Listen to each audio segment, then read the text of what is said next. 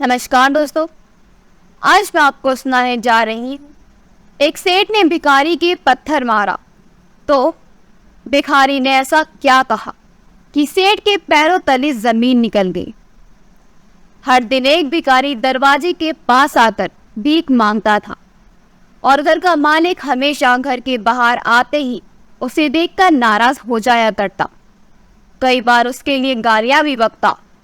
वो कहता, तो जिंदा ही क्यों है? पूरी जिंदगी ऐसे ही भीख मांगेगा क्या? धरती का बोझ क्यों बना बैठा है? और कभी कभी उस भिखारी को गुस्से में मैं धक्का भी मार दिया करता। इतना कुछ हो जाने के बावजूद अधिकारी के मुंह से सिर्फ यही निकलता कि भगवान तुम्हारे पापों को माफ करे। एक बार सेठ को धंधे में बड़ा नुकसान होने की खबर मिली। सेठ बहुत परेशान था कि तभी उसके दरवाजे पर वही भिखारी आया। गुस्से में अपना आपा खोते हुए सेठ ने उस भिखारी को पत्थर दे मारा। पत्थर लगने के कारण भिखारी का सर फूट गया और उसके सर से खून बहने लगा। फिर भी दर्द से करहाते हुए भिखारी ने इतना ही कहा, भगवान तुम्हारे पापों को माफ करे। भिखारी वहां से चला गया। सेठ सोच में पड़ गई। भिखारी को पत्थर मारा, फिर भी उसने सिर्फ प्रार्थना की। सेठ का गुस्सा शांत हुआ। सेठ का मन शांत हुआ भिखारी का रहस्य जानने के लिए। सेठ ने भिखारी का पीछा करना शुरू कर दिया। भिखारी जहां जहां जाता सेठ उसके पीछे पीछे जाता। सेठ ने देखा कि कोई उसको खाना देता तो कोई उसको मार के भिगा देता, अपमानित करता तो कोई गालियां देता। लोग भिखारी के साथ चाहे जैसा व्यवहार करते, लेकिन भिखारी सबके लिए एक ही प्रार्थना करता, भगवान तुम्हारे पाप माफ करे। अब रात होने को आई थी। भिखारी अपने घर जाने के लिए लौटा। वो अपने घर पहुंच गया, लेकिन सेठ अब भी उसका पीछा कर ही रहा था। एक पुरानी टूटी हुई खटिया पर एक बूढ़ी औरत लेटी हुई थी।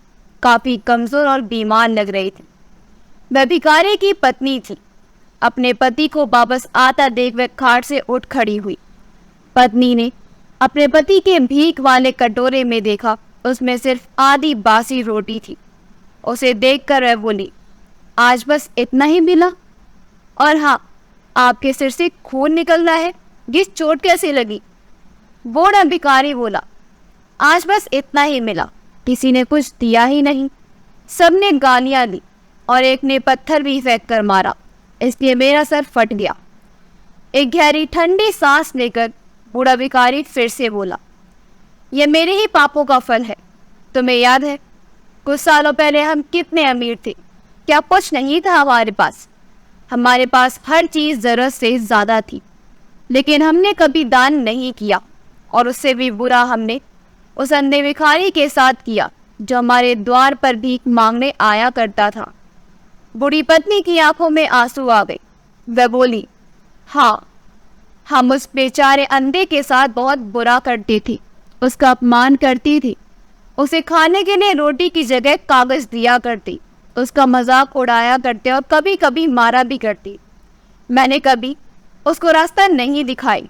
एक बार मैंने उसके मुंह पर मिट्टी भी फेंकी थी और वह हमेशा दुखी होकर यही कहता कि भगवान तुम्हें तुम्हारे किए की सजा देगा, भगवान तुम्हारे पापों की सजा जरूर देगा।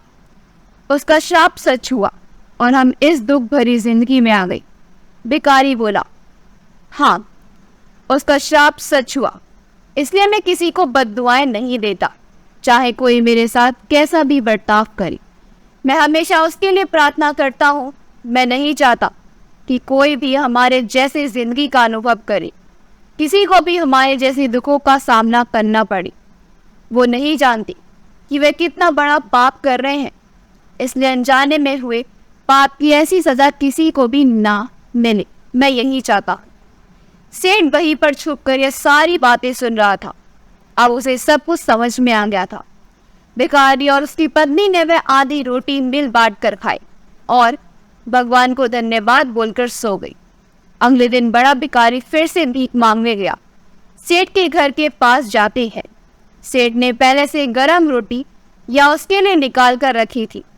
उसे देते हुए सेठ विनम्रता से बोला, माफ कर दीजिए बाबा, उसे बहुत बड़ी गलती हो गई। बूढ़ा भिखारी बोला, भगवान तेरा भला करे।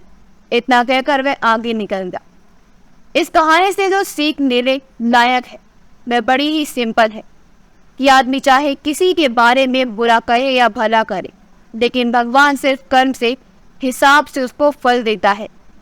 क्या हुआ अगर भगवान नहीं दिखता है, लेकिन यह बात बिल्कुल सच है, उसके खाते में सबका हिसाब बहुत बहुत पक्का होता है। इसलिए जब किसी के लिए कुछ भी करो तो अच्छा ही करो। अगर आपको हमारी कहानी अच्छी लगी हो तो हमारी वीडियो को लाइक करें, शेयर करें और हमारे चैनल योगी वॉइस को सब्सक्राइब कर दें। मिलते हैं अगली वीडियो में। आपका बहुत बहुत धन्यवाद।